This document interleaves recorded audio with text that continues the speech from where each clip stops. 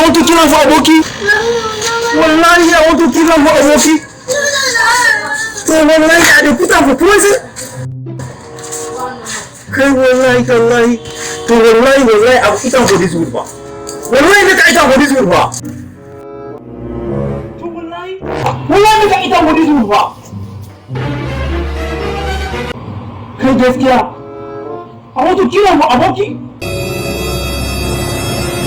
To wallahi make I no eat him for ya ba. Wallahi make I no eat him for ya, make I no die him for ya ba.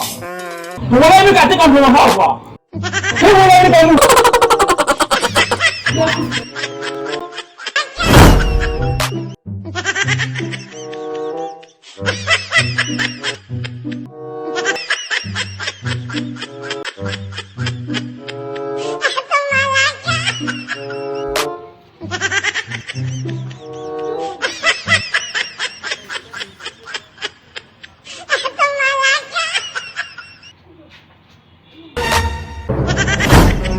You get what?